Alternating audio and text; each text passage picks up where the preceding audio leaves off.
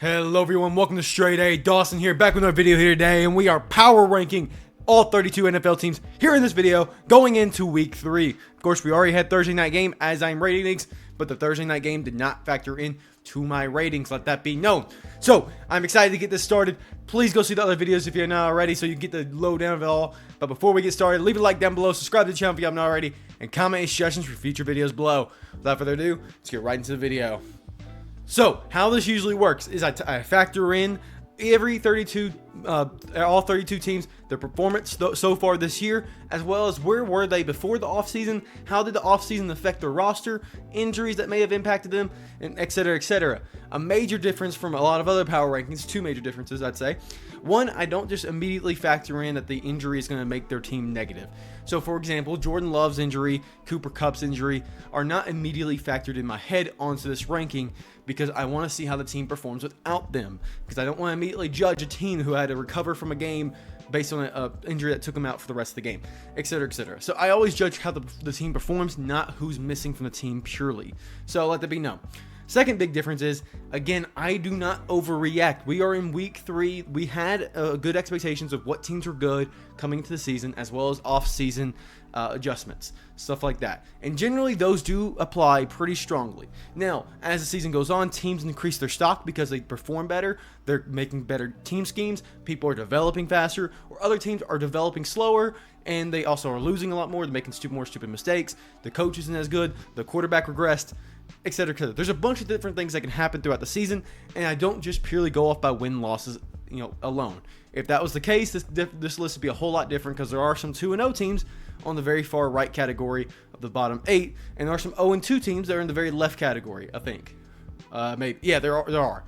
So, again, take this with a grain of salt. This is me seeing in my head how these teams are ranking so far. So we're going to do it live. Of course, I may accidentally showcase or spoil some stuff early on. But the bottom 8, as you see, I'm already kind of spoiling some of the left side. But we don't care about that. We're going to talk about bottom 8 all the way up to the top 8, stuff like that. Panthers are in dead last for obvious reasons. They freaking suck right now. Andy Dalton may be able to turn them around, but I have not much faith in that. Giants not too far behind them.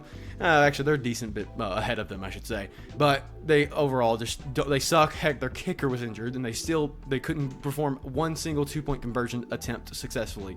So who knows what's going to happen with that team.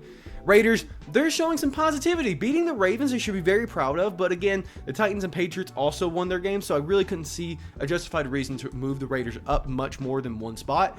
But if Brock Bowers and Gardner Minshew and Devontae Adams put that offense together and defense pulled together like at least a top 16 category, the Raiders could see an easily top 20 type berth before the end of the year. Patriots and Titans, I think they're just solid teams in terms of they're performing consistently below average. Patriots, I guess less so because they have been winning games and they've been performing well in those games. Of course, we're ignoring Thursday night for now.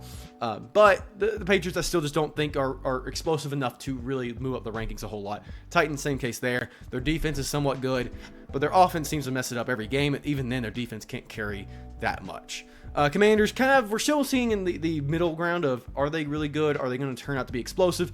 But right now, they're just kind of in the middle of they're fine. Winning against the Giants is not a big deal. So they're kind of in the they might be able to category. So 27 through 32 is kind of in my head their own category in a sense, in terms of a really broad sense. Next category is bottom out by the Broncos. The Broncos last 2 weeks have been awful. Offense has been horrible. Defense has been horrible. They really only have been able to make stops. They haven't been able to really get sacks or interceptions very much. Their offense turns over the ball a lot. The run game can't get anything going. They dropped 3 slots here. The Chargers, on the other hand, are a team that we expected to do, not start the season off very good, and they're 2-0. So they're gradually moving up the rankings. Their run game is awesome. Their O-line's awesome. Justin Herbert does not have a connection with his weapons. And defense has been performing in certain instances, but not throughout entire games. Luckily, their running game has been keeping them in the game, killing out the clock and really making big moves. I don't know if I can see the Chargers jumping up a whole lot more if they don't get more consistent with their pass game or their defense. So we'll see how that goes, but 25 is still a very respectable number. That team, I think, is going to have a lot more struggles throughout the season, but they are gradually moving up. That run game is keeping them in talk. The Jets, I kind of one step above the Chargers in my mind. Actually, I do need to move my face now so you can see the next category of people. Again, you're going to kind of see some spoilers, so boom, whatever. We're just talking about one at a time. You can see it. 24, we got the Jets. The Jets have consistently moved or have consistently been fine. They've been competing in games, and they won this most recent game, I believe, against Titans.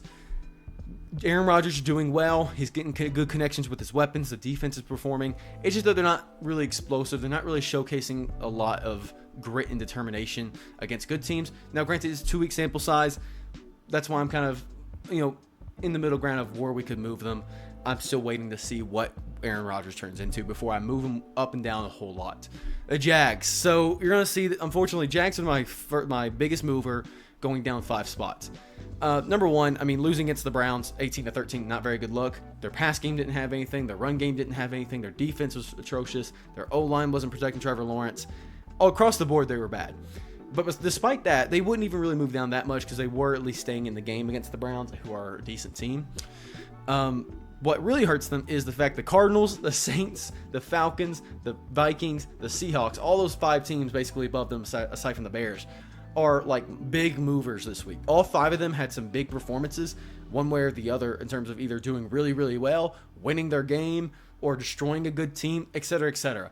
And so, the Jags end up being passed by a lot of teams who actually have a lot of potential going forward, and the Jags also themselves dropped down quite a bit. So, it's unfortunate for the Jags, but I have to put them at the bottom of that pack at least. Because the Vikings at 22, Sam Darnold has been surprising me. That run game is not awful. The defense on the ground has been really, really good. Secondary could use some work, but the Vikings have been making some big moves.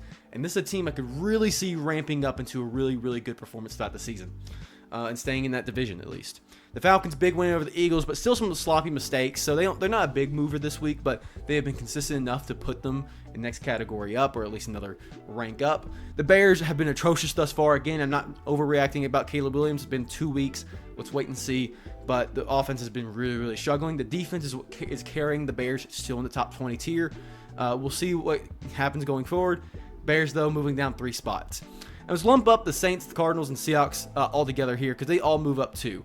The Seahawks were already ranked pretty high above, so that's why still moving them up. The Cardinals and Saints didn't move above them, but the Seahawks still made a big enough move last week to still make some ground there. The Cardinals and Saints are 2 of the big talk of the town teams. Cardinals may be 1-1, but if you remember in week 1, they almost beat my number 5 ranked team, which of course you can't see right now, the Bills. The Bills maybe had some mistakes on their side, but the Cardinals on offense looked explosive, and the defense was at least piecing some things together. That's a scary team, especially if you're competing them in an offensive battle. Do I think the Cardinals can compete against a top 10 team all the time? Probably not, but the Cardinals have been putting up some impressive momentum, and I'd be really, really mistaken if I did not put them in top 20 at the very least. The Saints, well, I guess they're already in top 20, but even further up the top 20. The Saints have been another talk of the town team. They have not only won their games, they have been destroying their opponents by an easy margin. The Cowboys 41-10 or something like that? The Saints have been absolutely dominating, as they should, and they are making some solid ground. Derek Carr has been going off. The Alvin Kamara, Jamal Williams run game has been going well, and the defense has been keeping up in these high-scoring, really gritty games. And again, I don't overreact. That's why they're only going up 2 at a time right now. But man, these are teams I could easily see in the top 14 in the next week or 2, as long as they keep up the performance. Not even necessarily the wins, but if we see the same performance from the Saints and Cardinals the way we did this week, there may be no stopping these teams for a playoff run. Going into the top 16 now. Pretty much, you'll see most of my list on this other side pretty quickly. But I don't really care. Just go ahead and see the top 16. Number 16, the Colts. They're almost one of those potential teams where I'm still waiting to see. They've shown flashes, but they're losing. So it's like, where do I really rank them in my head? So again, they dropped to 16 because they're still outside that category of doing really, really well, but they're also losing their opportunity to really showcase that. The Bengals competed really well against the Chiefs this last week, so it's showing some signs of life, keeping them in the top 16, showing case that Joe Burrow still has got it. Now we just need to see Chase also get involved. The defense, everything else is pretty much what we normally expect from the Bengals. We just got to see consistency now against these good teams, as well as beating the bad teams. The Browns, again, their defense is going to pretty much carry them. Deshaun Watson didn't have a horrible performance last week. So again, the Browns are going to be in this weird category of top 16 for at least a little bit because their defense is so damn good. But unfortunately, we got to talk about one of the teams I really wish wasn't dropping as much as they are, but the Rams. Unfortunately, between all their injuries, which again don't count immediately against them, but it does count against their performance, the O-line not giving Matthew Stafford any time, not allowing the run game to develop in any meaningful fashion, and getting destroyed as much as they did. It's really rough to see the Rams in the state they are, and I just do not see much potential from them, especially the teams above them. I think are easily above them. I think they can still maybe compete with some of the teams below them, but man, they are falling fast. The Steelers, again, kind of similar to the Browns, are a gritty team. They've won both games. They're not going to showcase really amazing performances, but they're just going to grit down the games, run down their opponent, and win the game. So they're going to be in this weird top 14 kind of area until near the end of the season. The Dolphins, this should be a team that does drop down because they lost 31-10 against the Bills. Now, the reason why they didn't drop down is because pretty much everybody in the top 10 did not do well. The only reason they didn't drop below the Steelers and Rams or Browns or Bengals is because the Steelers, again, didn't do amazing. The Dolphins were at least a decent bit ahead of them in ranking tier before this, and now they're just a lot closer, along with the Browns and Bengals. So Dolphins are pretty much just moved down a tier in the head, but not necessarily spots in the mind. And again, no teams went below them, above them, because all of them did bad, and none of them did probably worse than the Dolphins. Now, I'm still waiting to see how Skylar Thompson does do. I don't have high expectations for it. I don't think that offense is going to be clicking outside of Devon Achane. We'll see, though. Defense, maybe can keep them in the game. They have showed some flashes. I doubt it, though, so I think the Dolphins next week will be one of our biggest movers down. But I'm a fair judge. They stay just outside the top 10 until we see more. The Eagles, really devastating loss, but I mean, outside of that, you really saw the stats pretty much add up to what they usually do. It was just some bad play calling in this game, and will that persist? Who knows? We saw that kind of near the end of last season, but we'll just have to wait and see for the Eagles. Again, every team did pretty bad in top 10, but not bad enough to really drop out the top 10. All these teams are pretty much still pretty strongly in my head like the top teams until mistake after mistake starts piling up. Again, only 2 of the top 10, I think, won last week, maybe 3 because of the Packers. Either way, it's really rough. The Bucs, in a very impressive performance, one of the teams that were standing out in the top 10 against the Lions. The Bucs just are showing a grit they didn't have last year. The Bucs were just a consistently good performing team last year. This year, they're showing flashes of greatness. Their defense is gritty as hell, way better than it was performing last year at this point. The offense with Baker Mayfield feels so smooth and nice. The run game is suffering a little bit, but why do you need a run game when you got Baker Mayfield and Mike Evans and Chris Godwin? So the Bucs, once they develop that run game, maybe a little bit more with Bucky Irvin getting more involved, could be a really big force to mess with. Cowboys at 8, I really debated putting them lower because they lost atrociously this week. I'm not going to because the Cowboys usually do this. Again, I'm not overreacting to this because their first week was fine, kept them in the conversation. Their second week, not very great. This is kind of a persisting thing with the Cowboys, and while I'm not necessarily, giving them benefit of the doubt in terms of rankings, it's just that they're still a top 10 team. They are still a great defense. They still have all the offensive weapons healthy. It's hard to say the Cowboys are not a top 10 team, and just based on one big loss that they usually do have. Will they consistently do this?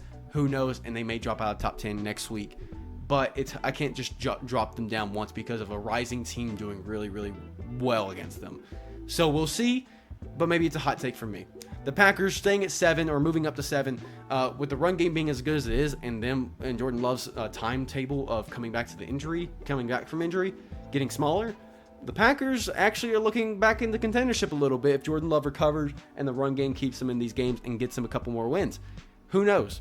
The Texans, also a very impressive team, and honestly, they're at the 6th spot for one reason and one reason only, that their offense and their defense are just so consistently good. They are what I would describe as a team who wins the games they should be and compete in the games they should be. They're never out of it. They never make big mistakes. They just, sometimes they'll drop a loss here and there to really good teams, and sometimes maybe they'll have a bad game or two against maybe those middle ground teams, but they do consistently well against the teams that they should be doing well against. And even if they don't blow teams out, they consistently stay in the game, they make smart calls, and they stay in it. That's what I like about the Texans. That's why they're at 6. That's why they're gradually moving up over time. Top 5, this is the clear top 5 in my mind. Even though 4 out of 5 of these teams made big mistakes and really couldn't recover from them, or 3 out of 5 I really should say, These 5 are not changing by a whole lot. The Texans are looking into it a little bit, but the top 5 are still pretty consistently the top 5 for me. And I'll give you my reasons why. The Bills are explosive. They've been great. They destroyed the Dolphins. And while they didn't move up, it's because they were initially outside the top 5 for me, or at least outside the top tier. The Chiefs, the 49ers, the Lions, and the Ravens clearly coming into the season were top 4. Bills were a distant 5th, or something along those lines.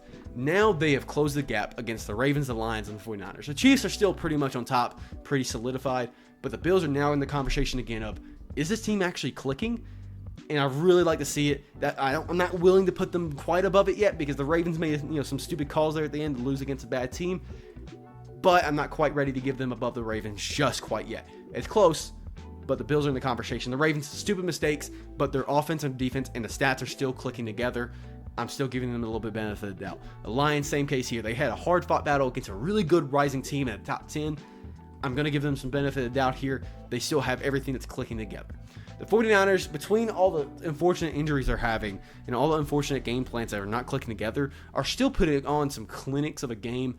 And again, they were pretty clear close to the Chiefs earlier. Now they had a very unfortunate loss. Again, got to give them a little bit of the doubt because they are one of the best rosters. Now, with Debo out, George Kittle apparently out, CMC out, this could get really dicey for the 49ers very quickly. And I won't say they'll be outside the top 5 from another loss against the Rams, but they'll be damn close. So we'll keep an eye on them. But again, I cannot punish the 49ers because coming to the season, they are basically the odds-on favorite to win the Super Bowl outside of the Chiefs. Then you have the Chiefs on top. Again, when you win and still play well enough to at least move up in my mind, against a top 16 team, against a competitor of yours that usually gets a good comeuppance on you, I got to keep you above in the number 1 spot. And while I'm not going to say this is consistent with every type of thing, if you look at number 1, I think number 1 would beat number 2 would beat number 3, etc., etc. Now, that's not fully true because in instances of maybe let's go down to the Bucks and Cowboys. Cowboys, I think, could easily lose to the Bucks, but I think the Cowboys have a better team and are still in that category of they were punished enough and the Bucks were rewarded enough that this is still worth conversating about with the Cowboys and Bucks power ranking spot. Same with the Dolphins. Dolphins, then, I don't know necessarily they can compete well against the Steelers, but I think they still have a shot if the offense is about half or 3/4 of what they were. Then you got the Steelers or Rams and Browns. The Rams are gradually dropping, but I feel like, again, we haven't seen enough of them to justify putting them below some of the teams that are rising slowly.